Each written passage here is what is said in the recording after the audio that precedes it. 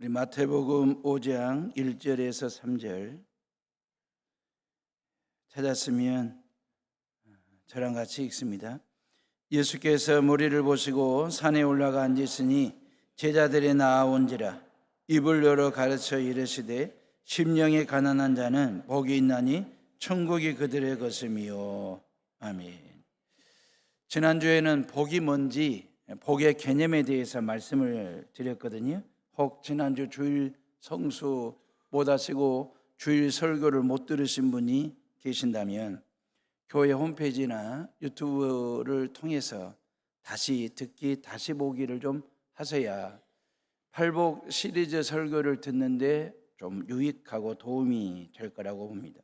해오른교회 주일 오전 예배 이 설교는 매주 화요일날 오후 1시 반에 CBS 방송을 통해서 나갑니다. 근데 CBS 방송은 25분짜리로 편집본이에요. 근데 유튜브나 이 교회 홈페이지에 들어가면 원판 자체가 원판으로 보실 수 있기 때문에 한 번 더 들으시기를 바라고, 예수님 당시 사람들이나 현대인들의 머릿속에 고정관념처럼 안에 틀에 박힌 것처럼 복이라고 하는 것은 물질이고 소유이다. 많은 걸 가진 사람이, 많은 재물과 재화를 가진 사람이 복받은 사람이고 복 있는 사람이다. 예수님 당시에 이 복의 개념 율로게토이 말입니다. 그런데 예수님께서 새로운 복의 개념을 말씀하신 거예요. 복이라고 하는 것은 인격이고 존재.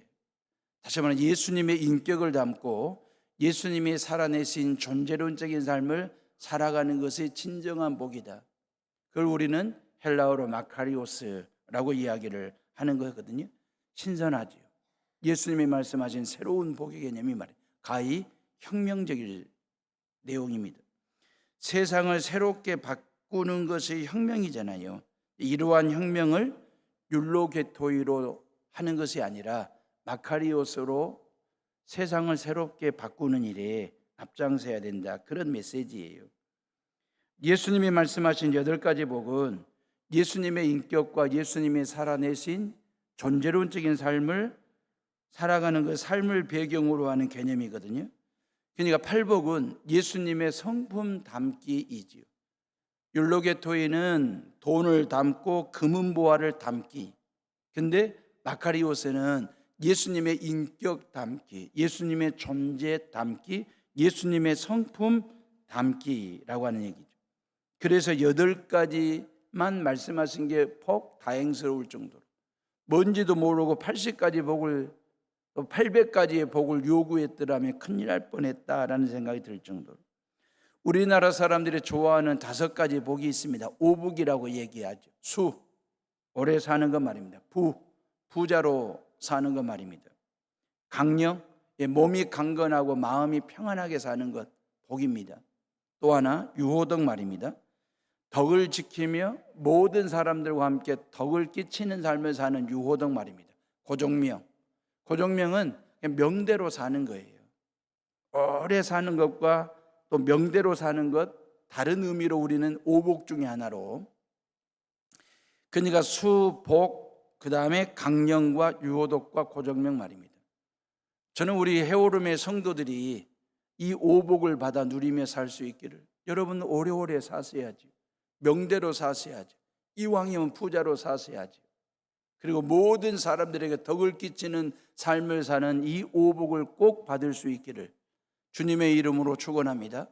근데 이 오복에 만족하지 말고, 오복에 머물러 있지 말고 이 오복에 팔복을 더한 삶을 사는 것이 우리가 세상 사람들과 달리 살아가는 삶의 결이고 격이에요. 세상 사람들은 오복만 가지고 살아도 복받은 사람이라고 얘기합니다. 근데 우리는 오복에 팔복을 더한 삶 말입니다. 인격과 존재론적인 마카리오스적인 삶을 사는 거 말입니다. 사랑하는 해오름의 식구들이, 복받는 것도 중요하지만 그 말입니다. 누가 이 복을 주냐 그 말입니다. 이러한 복을 언제 어떻게 살 때 받느냐라고 하는 요 얘기를 좀 하려고 하는 것입니다. 오래오래 살기만 하면 복받은 것입니까? 누가 오래오래 살게 하는 건데요. 누가 생명 주고 누가 건강을 주시는 건데요. 부자가 되면, 부자만 되면 복 받은 것입니까? 돈 때문에 불행하게 사는 사람들도 우리 주변에 수두룩 하지 않습니까? 고종명, 제 명대로 살다 죽으면 복 받은 것입니까? 아무나 제 명대로 삽니까? 제 명대로 살 수 있도록 그 명을 지켜주시는 분 말입니다. 그러니까 복보다 더 중요한 것이 복을 주시는 분이 있다 그 말이에요. 이걸 모르면 불행이에요. 복 주시는 분이 누군지를 알아야 진짜 복이고 진짜 행복해지는 것이거든요. 우리가 복을 말하고 복을 소망하고 복을 받을 때에 종종 빠지는 함정이 하나 있습니다. 복을 누가 주는지를 모르거나 복 주시는 분에 대해서 별로 관심을 갖지 않아. 그냥 복 받으면 되는 거예요. 오로지 내 삶의 무게추가 복에 있어요. 내 삶의 방점을 어디에 두냐면 복 주시는 분이 누구냐 보다도 내가 어떤 복을 받았느냐에 삶의 무게추를 두고 살아요. 오로지 복 받는 일에만 삶의 채널을 고정하고 사니까 복 주시는 하나님을 못 보는 경우가 있어요. 복 받는 일에만 몰빵하다 보니까 복 주시는 하나님의 음성 듣기를 못 할 때가 있어요. 받은 복을 세리고 챙기고 모으고 쟁이는 일에만 몰입하다 보니까 복 주시는 하나님을 망각하는 함정에 빠지는 일들이 종종 있더라 그 말이에요. 받은 복보다도 복 주시는 분이 더 중요한데, 더 좋은 일인데, 여러분 복을 중시하다 보니까 복 주신 하나님을 경시할 때가 있다 그 말이에요. 여러분들은 뭐가 더 중시하고 뭐가 더 경시합니까? 예를 들자면 아브라함과 사라 부부는요 무자했습니다. 자식 없이 살았어요. 자식 낳는 것 자체를 포기했든지 아니면 기대를 접을 때쯤 해서 하나님이 찾아오셨어요. 그리고 아브라함에게 아들을 주시겠다고 약속을 하셨어요. 그때 와이프 사라가 그 약속을 듣고 헛웃음을 친 거예요. 실소한 거죠. 왜냐하면 여자들은 누구보다도 자기 몸을 더 잘 알아요. 이미 생리가 끝난 지 끊어진 지 오래된 내 몸에 뭔 자식, 그러면서 실수한 거예요. 헛웃음을 친 거예요. 내 몸은 내가 잘 알아. 아이 가질 수 없는 몸이라는 걸 잘 아는데 내 몸에 뭔 자식, 뭔 아들, 그러면서 실수한 것이거든요. 하나님은 실수하시는 분이 아니에요. 우리와 그럼 실속해 하시는 분이 아니다 그 말이에요. 근데 와이프 사라는 실수하고 헛웃음을 쳤어요. 하나님이 헌일하신다고 생각한 거예요. 사라가 자기에 대해서는 잘 알고 있었지만 하나님에 대해서는 잘 몰랐어요. 내가 아는 나와 하나님이 아시는 나, 누가 더 정확한 줄 아십니까? 누가 더 귀한 존재인 줄 아십니까? 내가 나를 잘 안다고 얘기들 해요. 근데 내가 아는 나보다도 하나님이 알고 있는 나, 이게 더 중요한 것이거든요. 사라는 말입니다. 이걸 몰랐던 거지. 그래서 내가 볼 때 내 몸에서는 절대 아이를 가질 수 없는 몸이라고 생각하고 포기한 상태였는데 하나님께서 우리 부부를 통해서 아들 주시겠다고 말씀하시고 약속하셨으면 헛웃음 지을 일이 아니에요. 실수가 아니에요. 하나님은 실수하시는 분이 아니시니까, 헌일하시는 분이 아니시니까 그걸 믿음으로 받아들이고 감사함으로 받아들였어야 되는데 그리하지를 못했어요. 근데 하나님은 약속대로 아들을 주셨어요. 100살의 아빠 돼보셨어요? 90살의 엄마가 된 거예요. 요 아브라함과 사라 부부가 얼마나 오직했습니까? 100살의 아빠가 됐다는데 90살의 엄마가 돼가지고 아들 이삭 이름도 하나님이 지어주셨네요. 그 아들 이삭을 볼 때 얼마나 오지고 기쁘고 즐거웠겠습니까? 동네 사람들 불러놓고 다 축하 잔치를 벌였겠지. 그리고 모든 사람들로부터 축하 인사 받았겠지요. 이 녀석 볼 때마다 오지고 뿌듯하지. 근데 하나님께서 그 아들 이삭을 번제물로 바치래요. 이건 죽여서 바치는 거예요. 주실 때는 언제고 왜 달라고 하십니까? 라고 하나님 앞에서 궁시렁댔거나 하나님 앞에 따지고 대던 아브라함이 아니었어요. 하나님의 말씀에 순종하여 아들 이삭을 번제물로 바쳤을 때 하나님께서 그 아들 대신에 순양을 준비하시고 아들 이삭을 살리시고 다시 아브라함 품으로 돌려주셨어요. 그리고 그 모리아 산에서 아버지 아브라함과 아들 이삭은 여호와 이레의 복을 경험해요. 여호와 이레의 복을 받아요. 여호와 하나님이 미리 공급하시고 미리 예비하시고 준비하시는 그 복을 체험하게 됩니다. 그러면 왜 제가 이 얘기를 하려고 하냐면, 왜 하나님께서는 모리아산의 번제물로 아들 이삭을 바치라고 했을까? 죽여서 드리는 것 말입니다. 하나님께서 아들 이삭을 빼앗으시려고? 아닙니다. 하나님께서 빼앗으려고 하는 게 아니고 아브라함을 본래의 자리로 돌려보내기 위함이었습니다. 믿음의 조상으로 삼으셨잖아요. 복의 근원으로 삼으셨잖아요. 축복의 통로로 쓰시겠다고 했잖아요. 그런데 그 아브라함이 아들 이삭을 얻음과 동시에 그 아들 이삭의 옹알이짓 하는 소리에 하나님의 음성 듣기가 옅어졌어요. 얄팍해지기 시작했어요. 아들 이삭이 있기 전까지는 늘 하나님을 바라보기, 하나님 바라기를 했던 이 아브라함이 아들 이삭을 얻고 난 후에 이삭 바라기에 푹 빠져 살았어요. 하나님은 안중에도 없어요. 하나님의 음성 듣기보다도 아들 이삭 목소리 듣기에 몰빵하는, 하나님 우러러 바라보기보다는 아들 이삭 바라보니라고 정신없이 살아가는, 그래서 아브라함의 마음 밑변에 아들 이삭이 차지하는 비중이 훨씬 많아진 거예요. 그때 하나님께서 그 아브라함의 신앙이 얕아지고 얄팍해지고 희미해지는 상황을 보고 하나님께서 아들 이삭을 번제로 바치라고 말씀하셨어요. 빼앗으려는 게 아니에요. 아브라함을 본래의 자리로 돌려놓고 싶으신 거예요. 너는 믿음의 조상이 돼야 돼. 너는 축복의 통로가 돼야 된다. 너는 복의 근원이 돼야 된다. 그래서 아들 이삭보다도 아들 이삭을 주신 그 하나님을, 복보다도 이 복을 주신 그 하나님을 더 바라기, 그 하나님의 음성 듣기, 그 하나님과 더 밀도 있고 밀착하는 그러한 신앙생활하기를 바라는 마음에서 아들 이삭을 번제물로 바치라고 하시는, 결국 뭡니까? 아브라함 사랑이에요. 아들 이삭을 바치라고 한 것은 예수님이 말씀하신 팔복에는 두 가지 의미가 있다고 그랬잖아요. 지난주에 복의 개념을 말씀드렸어요. 오늘은 누가 이 복을 주냐 그 말입니다. 복을 주시는 분이 하나님 여호와, 요 얘기를 하려고요. 심령이 가난한 자는 복이 있나니 천국이 저희 것이며, 애통해하는 자는 복이 있나니 위로를 받을 것이며, 온유한 자는 복이 있나니 땅을 기업으로 받는다 그랬잖아요. 그럼 여러분들이 먼저 눈에 확 들어오는 단어들이 있어요. 귀가 번쩍 뜨이는 단어들이 있어요. 천국, 위로, 땅을 기업으로 받는다. 이게 하나님이 주시는 복이거든요. 근데 하나님은 이 복을 누구에게 주겠다는 거예요?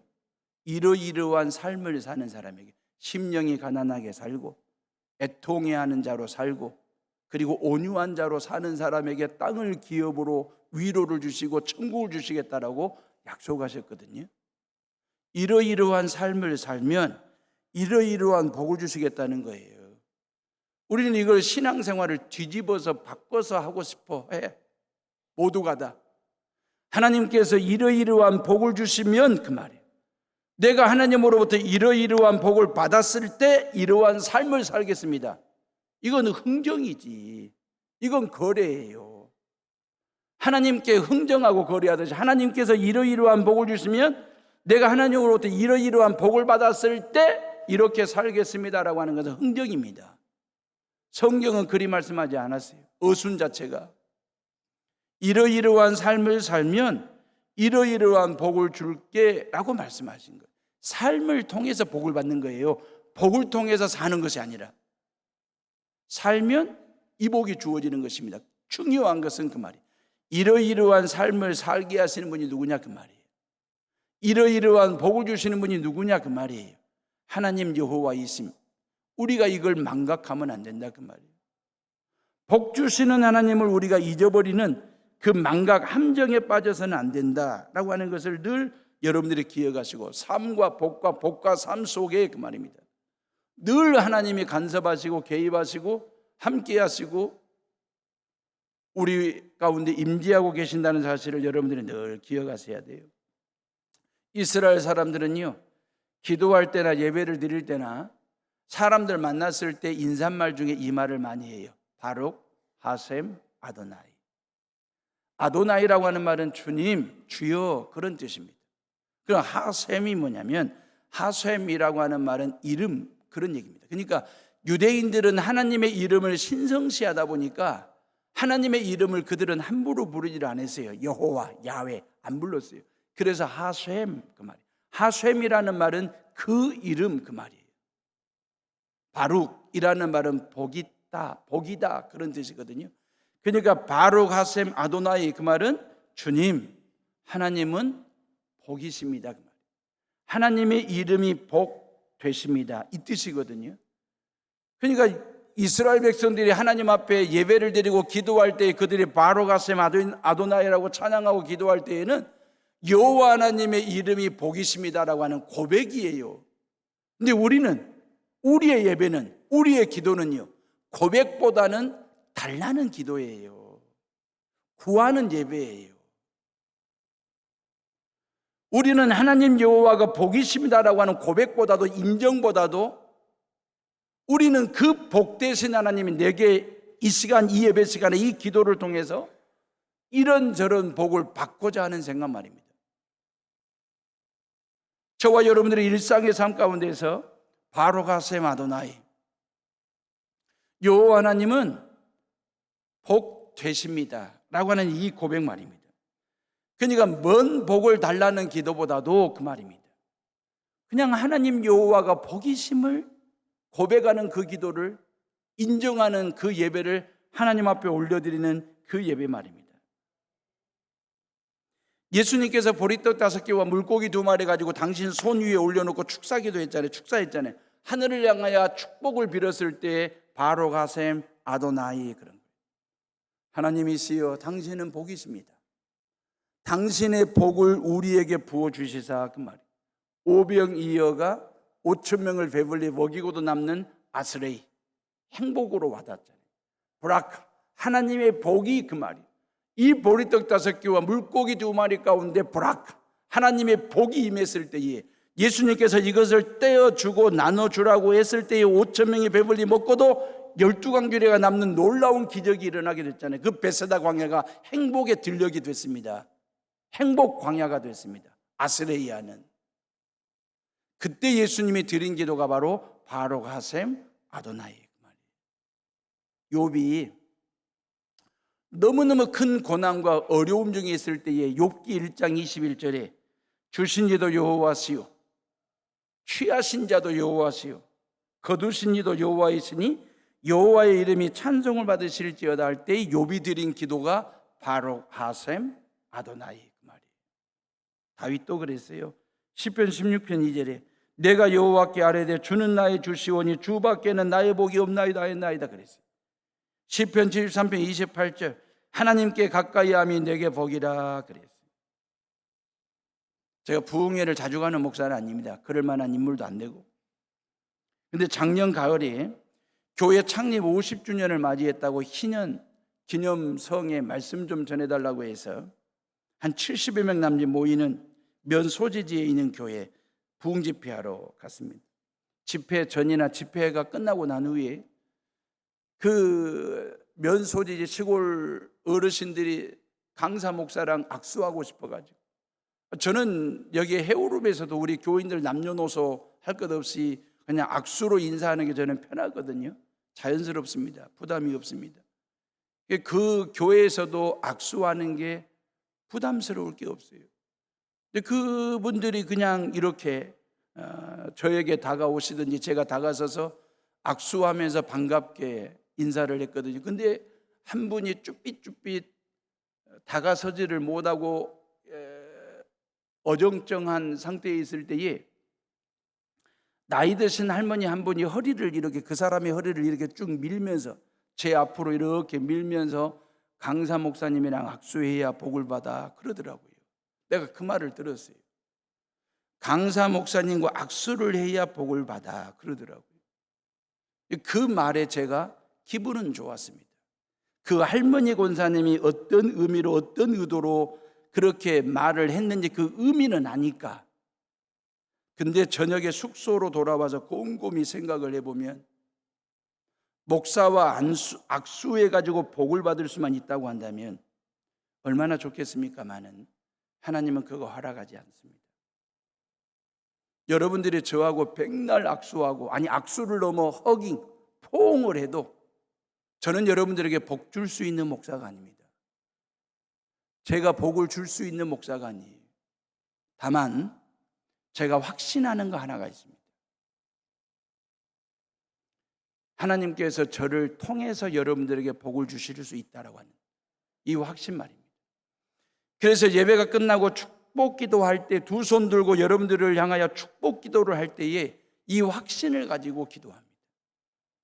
제가 복이 될 수는 없어요. 제가 여러분들에게 복을 줄 수 있는 목사는 아닙니다. 그러나 하나님께서 저를 통해서, 그 말이에요, 우리 해오른교회 교인들에게 복 주시기를 원하시는 하나님, 그 말이에요. 그러면 여러분들이 저를 통해서만 하나님의 복 받으시면 되겠어요? 여러분들도 저에게 복을 주셔야지. 하나님은 그걸 원하시는 거예요. 어찌 목사를 통해서만 복을 주시겠습니까?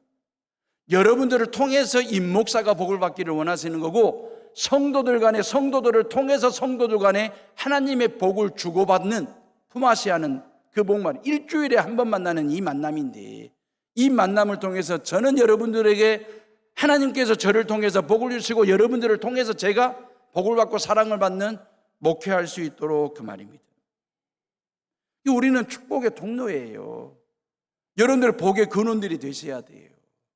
하나님께서 나를 통해서 반드시 직장에서나 가정에서나 여수 땅에서 당신의 복을 흘려보내실 분, 당신의 복을 쪼개서 주실 분 말입니다. 나를 통해서.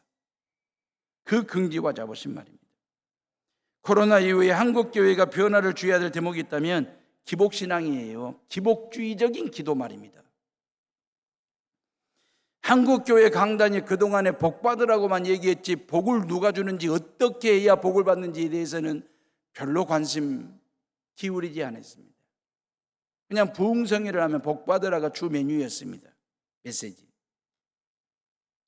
복은 복 받을 만한 생활이 뒷받침이 되어야 하는데, 삶의 변화 없이 받는 복은요, 기복주의로 흘러버릴 가능성이 아주 큽니다. 하나님보다 더 소중하게 여기는 복이 있다면 그것은 참다운 복이 아닙니다. 복을 주시는 분을 바라보지 않고 그분이 주시는 복에 관심을 두게 되는 순간 인격적인 관계가 기복적인 관계로 변질될 수 있습니다. 여러분이 누군가를 사랑해서 얻는 행복은 사랑하는 사람 때문일까요? 그 사랑하는 사람이 가지고 있는 그것 때문일까요? 그 사람 때문입니다. 그 사람이 가지고 있는 그것 때문이라고 한다면, 그 무엇 때문이라면 그 무엇 때문에 행복도 날아갈 수 있습니다. 복 주시는 분은 없고 복만 바라는 것을 기복주의라고 말하잖아요. 무당 찾아가서 복 받게 굿 판을 벌리는 것 말입니다. 큰 복채를 내고 굿판을 벌리잖아요. 점쟁이들이 하는 푸닥거리 말고 말입니다. 그 재물도 있고 어느 정도 격식을 갖춘 굿판은 굿 한 번 하는데 최소 3천만 원부터 시작합니다. 3천만 원부터. 그래도 무당이 작두를 탈 정도의 굿판을 벌리려면 1억 이상을 내야 됩니다. 누가 복 주는 줄도 모르고 나만 복 받으면 된다라고 하는 이 기복주의 말입니다. 대한민국이 무속인이나 역술인에 의해서 휘둘리는 나라가 되면 되겠습니까? 정신들 차려야 됩니다. 무당 찾아가면 굿 하는 거예요. 근데 우리는 굿이 아니라 갓, 하나님 앞에 서 있는 사람들이에요. 하나님이 우리 앞에 계십니다. 우리는 굿판을 벌리는 사람이 아니라 갓, 하나님께서 복의 판을 깔아주시는 그 하나님 말입니다. 하나님 앞에 산다라고 하는, 하나님께서 우리에게 축복, 보라카를 주셔요. 그 축복을 누리고 나누어 아스레이, 행복한 삶을 살으시라고 성령 하나님이 우리 안에 계신다고요. 무속들은 신을 접신을 해가지고 구술을 해요. 우리는 성령 하나님이 내 안에 계시고 내가 성령 안에 있어요. 그 성령 하나님은 나를 굿판으로 데려가는 하나님이 아니라, 성령이 아니라 갓, 하나님 앞에 서게 하시고 그 하나님을 예배하게 하시고 그 하나님 앞에 바룩 하셈 아도나이라고 고백하면서 그 복 주시는 하나님을 찬양하며 경배하며 살아갈 수 있도록 인도하시는 하나님 말입니다. 그래서 우리가 이 땅에서 천국을 경험해야 되지 않겠습니까? 이 땅에서 우리가 천국을 맛봐야 되지 않겠습니까? 여러분들의 심령이 천국이 되고 여러분들의 가정이 천국이 되고 이 교회가 천국이 되고 여수 땅이 천국이 되는 그러한 방법은 다른 게 아닙니다. 이러이러한 삶을 사는 거예요. 심령이 가난한 자로, 애통해하는 자로, 온유한 자로, 의에 줄이고 목마른 자로, 마음이 청결한 자로, 화평케 하는 자로, 긍휼히 여기는 자로, 의를 위하여 박해를 받는 자로 사는 이 삶을 통해서 내 마음에 혁명이 일어납니다. 혁신이 일어납니다. 예수의 마음으로 바뀌기 시작합니다. 그리할 때 복 있는 사람이 되는 겁니다. 천국은 그렇게 만들어지는 거예요. 죽어서 가는 나라가 아니에요. 죽어서만 가는 나라가 아니라, 천국은 어떤 장소적인 개념이 아니라, 천국을 헬라어로 말할 때 바실레이아 그러거든요. 이 바실레이라고 할 때 하나님의 나라, 하나님께서 다스리시고 함께 하시는 영역을 천국이라고 얘기하는 것입니다. 성경에서 엿볼 수 있는 천국 세 곳이 있었죠. 에덴 동산. 에덴 동산은 완벽한 낙원이었습니다. 왜? 하나님이 계신 곳이었거든. 근데 그 에덴 동산을 성경이 말할 때 항상 과거형으로 얘기합니다. 왜? 잃어버렸거든, 에덴 동산을. 완벽한 하나님이 다스리시고 하나님이 임재하시는 그 에덴 동산을 인간이 범죄함으로 인하여 잃어버렸어요. 그 에덴 동산을 늘 과거형으로 쓰여져요. 두 번째, 천국은 내 마음이라는 것입니다. 성경의 이야기입니다.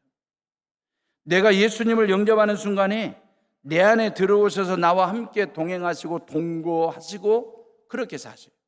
내 안에 예수 그리스도가, 내가 예수 안에 거하는 사람은, 이걸 신학적으로 내주 임재라고 얘기하잖아요.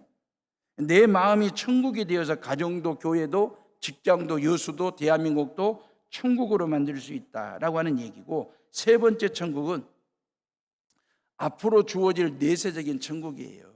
흔히 말하면 죽어서 가는 그 나라. 사도 바울도 이걸 꿈꿨잖아요. 이제 후로는 나를 위하여 의의 면류관이 예비되었다라고 얘기할 정도로. 주님이 말씀하신 천국은 내 마음에 임하는 하나님의 나라이거든요. 예수님을 왕으로 모시고 그분의 다스림을 받는 행복자 말입니다. 내 심령을, 내 마음을, 내 삶을, 내 인생을, 내 가정을 하나님 다스려 주세요. 맡기는 거예요. 한국을 대통령이 다스리고 중국을 대통령이 다스리듯이 이 천국이라고 하는 것은 다스림의 문제거든요. 누가 다스리느냐에 따라서. 심령이 가난한 자의 모습은 이런 거죠. 도저히 내 마음을, 내 심령을 다스릴 수가 없어요. 그걸 인정하는 것을 가난이라고 얘기해요. 심령이 가난하다라고 하는 것은 내가 나를 다스릴 수 없음을, 내가 남편의 마음을 다스릴 수 없음을 인정하는 걸 가난이라고 얘기합니다. 부모로서 그 말입니다. 내가 낳았으니까, 내가 먹이고 입히고 재우고 키우고 가르쳤으니까 내 자식은 내가 원하는 대로 되겠지. 내가 원하는 만큼 클 수 있게 크겠지. 근데 자식과 골프만큼은 내 마음대로 안 되는 거라면서요. 자식이 내 마음대로 안 돼. 자식이 내 마음대로 안 크고 내 마음대로 안 되는 걸 인정하고 하나님 키워주십시오. 하나님이 만들어 주십시오. 하나님이 다스려 주시고 다듬어 주십시오 라고 그 하나님께 그 자식을 맡기는 순간이 가난이에요. 심령이 가난한. 천국은 하나님의 다스림을 받는 모든 터를 말해요. 일터, 놀이터, 쉼터 말입니다. 거기에 하나님의 다스림을 인정할 때 하나님을 주인으로 모시는 곳에 하나님의 나라가 만들어져요. 하나님의 다스림을 경험하는 것이 천국이고 축복이지요. 이 축복을 이 땅에서 누리는 사람이 행복 아스레이가 됩니다. 사랑하는 해오름의 식구들이요, 김밥집이 천국을 선점하거나 독점하면 되겠습니까? 김밥 천국 본점은 전국 각지에 분점을 내고 문전성시를 이루고 있습니다. 교회는 말입니다. 어떤가요? 교회는 천국의 분점 역할을 하고 있는지 그 말입니다.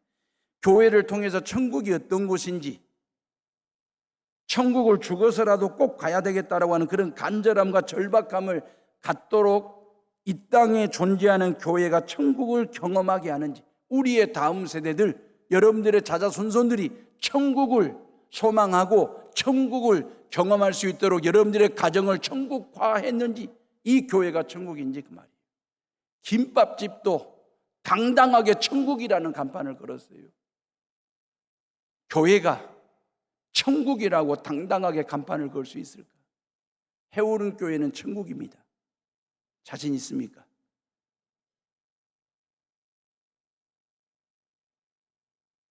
해오른 교회는 천국입니다. 자신 있냐고요?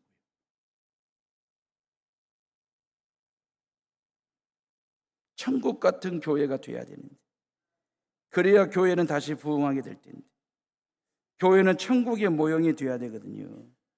이 땅에서 교회를 통하여 천국을 경험해야 그 천국을 사모합니다.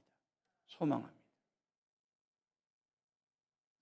교회가 김밥 천국보다 맛도 없고 재미도 없고 기대감이 떨어지면 되겠습니까? 교인들이 김밥보다 맛없는 삶을 살면 되겠냐 그 말이에요. 김밥보다 더 맛있는, 더 영양가 있는 삶을 살아야죠. 그래야 가정이 천국이 되고 교회가 천국이 되고 여수가 천국 되는 거, 이게 마카리오스예요. 이런 마음속에, 심령 속에 천국이 임한다 그 말입니다. 성적 좋은 자녀를 원하십니까? 성품 좋은 자녀를 원하십니까? 아니, 두 가지 다 되면 좋죠. 성적도 좋고 성품도 좋은 자식이면 더할 나위 없지요. 근데 둘 중에 하나만 선택하라고 한다면 성적입니까? 성품입니까? 다시 한번 질문 한번 더 드릴게요. 돈 잘 버는 남편이 좋습니까? 신앙생활 잘하는 가정적인 남편이 좋습니까? 아휴, 그거 뭐 하려고 물어보십니까? 두 가지 다 잘하면 100점 만점이지. 우리 남편이 돈도 잘 벌고 신앙생활도 잘하는 남편이면 100점 만점이지. 근데 제가 고약스럽게 물어볼게요. 둘 중에 하나만 대답해 보세요. 돈 잘 버는 남편입니까? 신앙생활 잘하는 가정적인 남편입니까? 이 질문 앞에 사랑하는 애오름의 식구들이요, 저는 어느 목사님의 이야기를 하고 설교를 마무리할까 합니다. 오래된 얘기인데요, 목사님 한 분이 자전거를 이렇게 기름칠도 하고 이렇게 닦고 그러고 계셨어요. 교회 마당에서. 그 교회 마당 앞을 지나가는 중학생이 목사님에게 말을 걸었어요. 목사님, 자전거 참 멋지네요. 자전거 비싸게 주고 사셨겠는데요 물었어요. 그랬더니 그 목사님이 하는 말이, 아니야, 이건 내가 산 것이 아니고 우리 형님이 나한테 선물로 준 거야 그랬어요. 근데 이 중학생이 얼마나 그 자전거와 그 목사님이 부러웠던지 부러운 눈초리로 나도 그랬어요. 나도. 그러면서 잠깐 말을 잊지를 못해. 그때 그 목사님이 마음속으로 뭔 생각했냐면, 아, 이 녀석도 나도 자전거 사주는 그런 형이 있으면 좋겠다, 그 생각을 하고 있을 거라고. 근데 그 중학생의 입에서 나오는 말은, 목사님, 나도 자전거 사주는 형이 되고 싶어요. 자전거 사주는 형이 있었으면 좋겠다. 자전거 사주는 형이 되었으면 좋겠다. 뭐가 행복일까? 두 가지 다 행복이에요. 하나님이 주시는 복 귀합니다. 좋습니다. 많이 받으십시오. 근데 그 복 때문에 복 주신 하나님을 우리가 잊어버리거나 망각하면 안 돼요. 그 함정에 빠지시면 안 돼요. 그러면 번제물로 바치라고 반드시 하나님이 명이 떨어집니다. 이유는 우리를 사랑하기 때문에. 그러니까 우리가 어떤 스타일을 가냐, 밤낮 자전거 사주기만을 기다리는 신앙생활을 할 건지, 아니면 자전거를 사주는 신앙생활을 할 것인지, 축복이 무엇인지 그 말입니다. 요셉이 하나님께 복을 받았잖아요. 아버지 야곱이 축복을 빌어줘요. 요셉에게 임한 하나님의 복이 담장 넘어 그 말, 축복의 가지가 되게 해달라고. 축복의 가지가 되어서 요셉 한 사람에게 머물러 있는 축복이 아니라 담장 넘어 이 축복의 가지가 사방팔방으로 뻗어가게 해달라고. 아닌 게 아니라 그 기도대로 요셉은 말입니다, 축복의 담장 넘어 가지를 뻗치는 인생이 되었어요. 가정 안에 기쁨 덩어리였지 않습니까? 형들을 살리는 동생이었지 않습니까? 보디발의 집에 종으로 노예로 팔려갔는데 보디발의 집에 구석구석 하나님의 복으로 꽉 채우는 사람이 되었습니다. 감옥 안에 억울한 누명을 쓰고 감옥 안에 갇혔는데 교도소 소장뿐만 아니라 모든 죄수들에게 희망이 되었습니다. 기쁨을 안겨주는 사람이 되었습니다. 애굽의 총리가 됐습니다. 애굽의 총리가 되었을 때 애굽을 살렸을 뿐만 아니라 그 일대 중동 지역을 말입니다, 이 가난으로부터, 굶주림으로부터 세상을 살리는 그런 엄청난 역사를 써내려간 요셉 말입니다. 저와 여러분 모두가 다 그렇게 하나님이 여러분들에게 주신 그 축복의 가지가 여러분들을 통해서 담장 넘어 사방팔방으로 뻗어가는 그러한 역사가 있을 수 있기를 혁신해야지. 혁신. 묵은 풍속이나 관습이나 조직이나 방법 따위를 완전히 바꾸어서 새롭게 하는 것을 혁신이라고 말합니다. 신앙 혁신 말입니다. 기복에서 축복으로, 기복에서 행복으로 신앙 혁신 말입니다. 율로게토이에서 마카리오스로, 해피니스에서 블레싱으로 신앙의 혁명 말입니다. 예수님께서 8가지 복을 말씀하신 목적은 혁명에 있어요. 개혁하자는 거예요. 뭘? 마음을 혁명하자는 것입니다. 신앙 혁신. 인류 최고의 혁명이 뭔지 아십니까? 마음의 혁명입니다. 정치 혁명도 해야지요. 여러 가지 경제, 외교, 국방, 문화 혁명도 필요하지만 그보다 먼저 해야 될 일이 마음 혁명, 마음 혁신 말입니다. 대통령부터 마음의 혁명을 하셔야 돼요. 임목사 저부터. 우리 해오른교회 교인들 모두가 다 마음의 혁신과 마음의 혁명을 통해서 새로운 교회 만들고 새로운 대한민국을 만드는 일에 마음의 혁신 말입니다. 마음이 안 바뀌면요, 별일을 다 해도 축복이 아닙니다. 행복이 아닙니다. 신앙의 성숙이 이루어지지가 않습니다. 마음의 변화와 혁명으로부터 예수님의 마음을 내 마음에 장착, 예수님의 생각과 내 생각이 하나로 될 수 있도록, 그래서 생각의 혁신과 말의 혁신을 통해서 내 말이 아니라 예수님의 말이 내 입에서 나갈 수 있도록, 내 마음이 아니라 예수님의 마음을 가지고 이 세상을 새롭게 혁신하고 혁명하는데 마음의 혁명가로 살아가기를 원하는 그러한 혁신주의자들 말입니다. 우리 모두가 다. 팔복은요, 철저하게 마음의 혁신입니다. 심령이 가난한 자 그랬잖아요. 애통해하는 마음, 온유한 마음 말입니다. 의에 줄이고 목마른 마음, 마음이 청결해야 된다 그랬잖아요.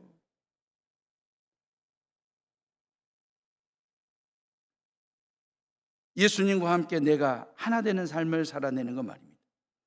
세상의 어떤 것도 그 자체는 행복이 아닙니다. 세상의 그 어떤 것도. 그것 자체가 행복이 아닙니다. 내 손에 금은 보화를 쥐고 있고 다이아몬드를 쥐고 있다 할지라도 그것 자체가 행복이 아니라는 거예요. 그것을 통해 하나님이 나타날 때 그 말입니다. 그것을 통해서 하나님을 볼 때, 그것을 통해서 하나님의 존재를 느끼게 될 때 그게 행복이에요. 영국의 C.S. 루이스가 이런 말을 했어요. 세상에 어떤 것에 아름다움이 있다고 생각한다면 그 아름다움이 우리를 배반할 것이다. 아름다움은 그 안에 있지 않고 그것을 통해서 하나님이 주신다 그랬어요. 그것, 여러분들이 가지고 있는 그것 자체가 행복이 아니에요. 그것을 통해서 우리 자식들이 하나님을 보고 하나님을 만나고 하나님을 느끼게 된다면 그것은 행복이 되는, 이게 바로 하셈 아도나이, 주님 밖에는 나의 행복이 없나이다 그랬어요. 남편 여러분, 아내 자체가 행복이 아닙니다. 아내를 통해 하나님이 행복을 주시는 거예요. 남편들이요, 와이프, 아내들이요, 남편 자체가 행복이 아닙니다. 남편을 통해 하나님이 행복을 주세요. 물질 자체가 행복이 아닙니다. 물질을 통해 그 말이에요. 하나님이 나에게 행복을 주신다라고 하는 사실을 기억하시고 한 주간의 삶을 사실 때 여러분들 모두가 다 여러분들을 통해서 하나님의 사랑이, 여러분들을 통해서 하나님의 기쁨이, 행복이, 즐거움이, 건강이, 복이 여러분들을 통해서 사방팔방으로 쏟아지고 흘려보내는 축복의 가지로 살아가는 저와 여러분들 되시기를 주님의 이름으로 축원합니다. 기도하겠습니다.